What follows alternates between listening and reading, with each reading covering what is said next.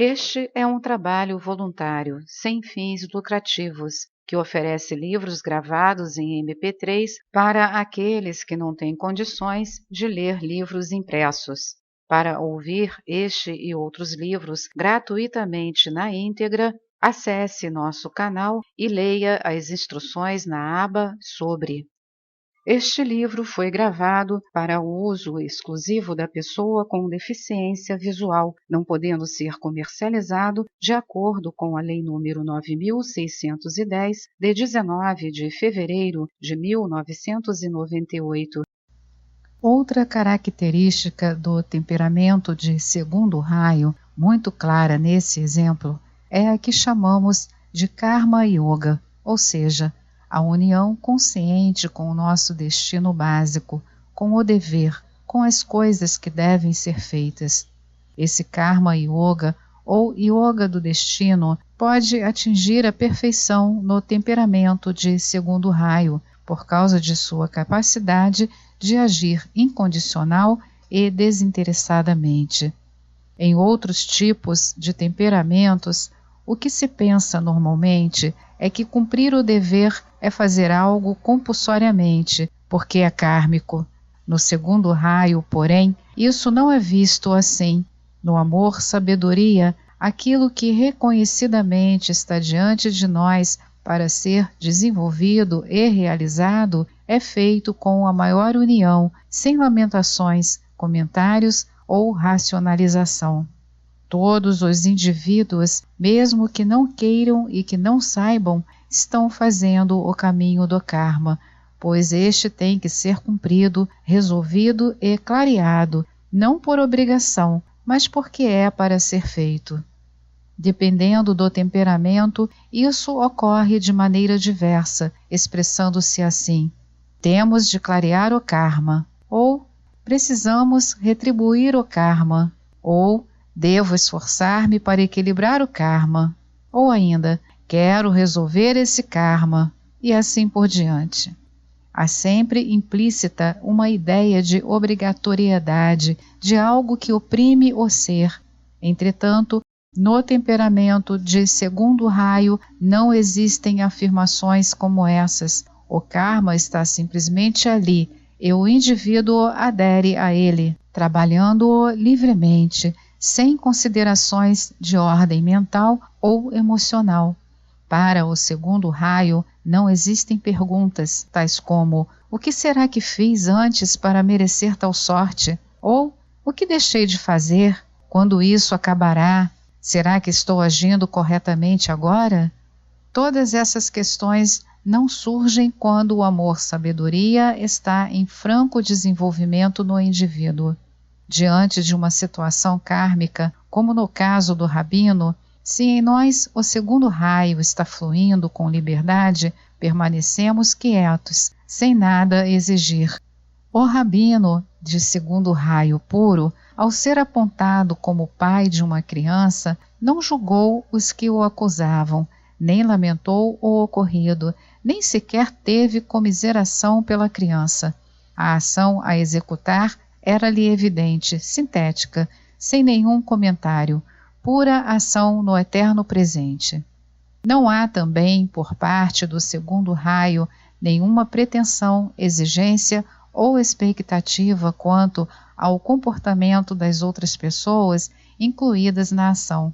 Se a família da moça, por exemplo, não viesse nunca mais buscar a criança, seria a mesma coisa. Se viesse no dia seguinte, ela seria entregue do mesmo jeito como o foi depois de anos. O temperamento evoluído de segundo raio não questiona a ação daqueles que se encontram em outro ponto de consciência, que têm outros temperamentos, outras experiências, outro passado. Simplesmente compreende que jamais alguém pode corresponder à expectativa do outro, porque as expectativas surgem do condicionamento de cada um, não podendo, então, corresponder à realidade do outro. Outras lições ainda podem ser tiradas dessa história, na qual se vê nitidamente o temperamento de amor-sabedoria. Uma delas é a percepção imediata, intuitiva, de qual era a oportunidade máxima de evolução para a criança.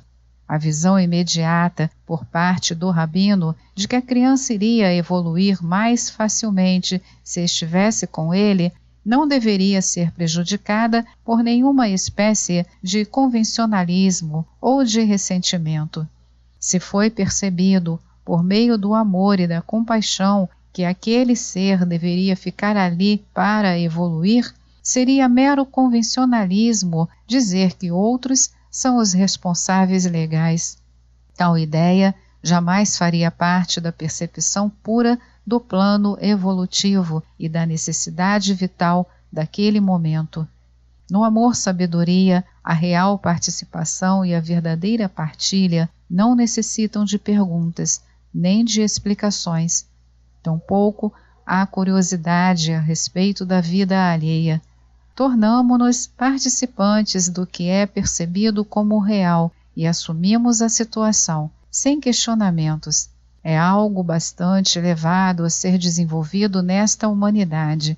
Fica-nos, porém, a pergunta: como se chega a tal participação sem o comentário social, sem conversas supérfluas ou a identificação com as circunstâncias humanas?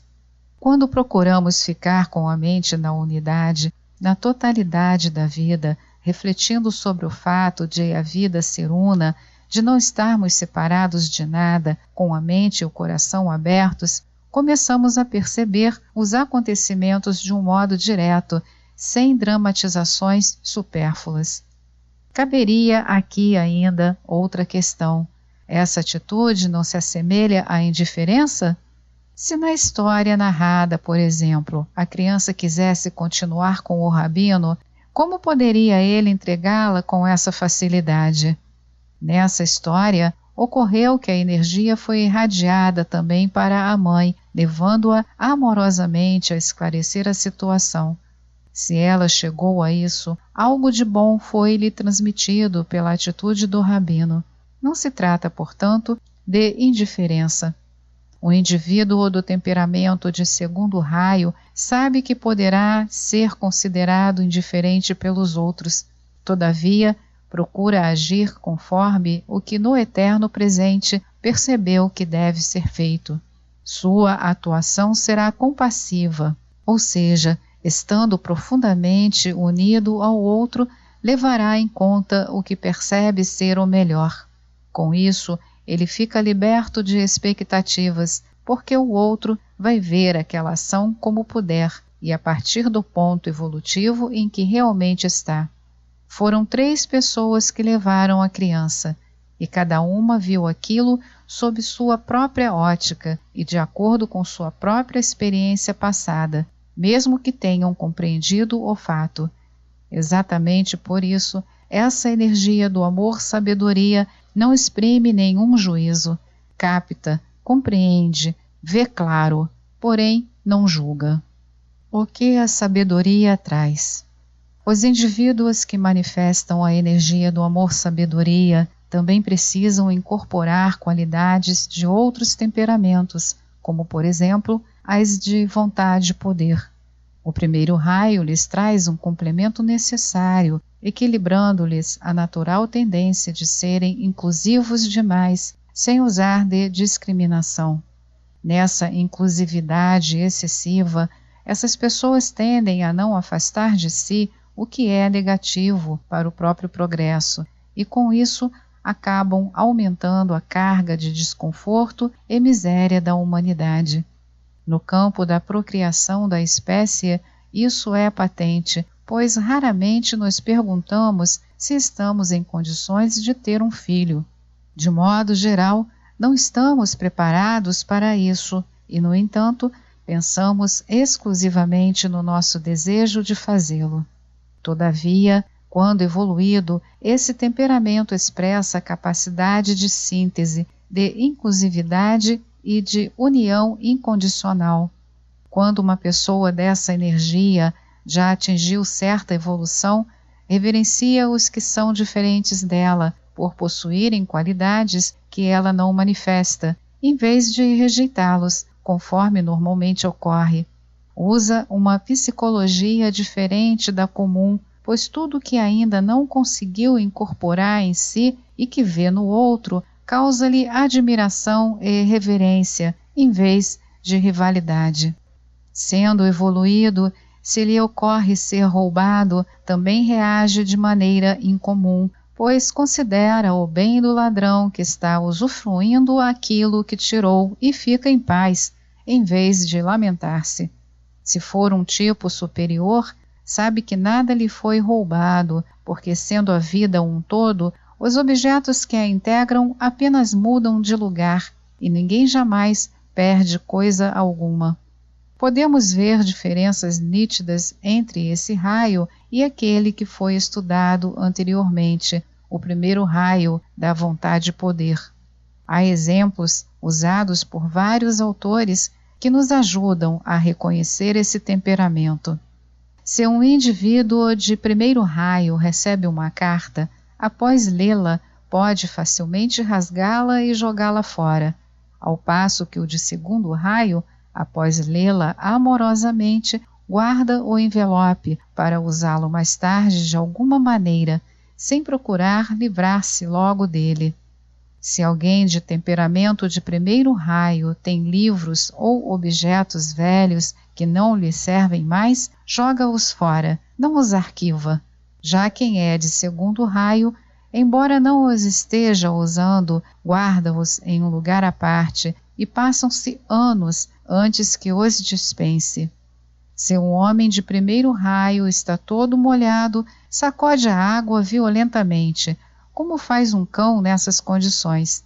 O de segundo enxuga o corpo cuidadosamente, com amor, cuidando também da toalha que está usando. Esta é mais uma edição do canal Livros Falados Voz Humana. Que o bem, o bom e o belo se multipliquem em benefício das criaturas.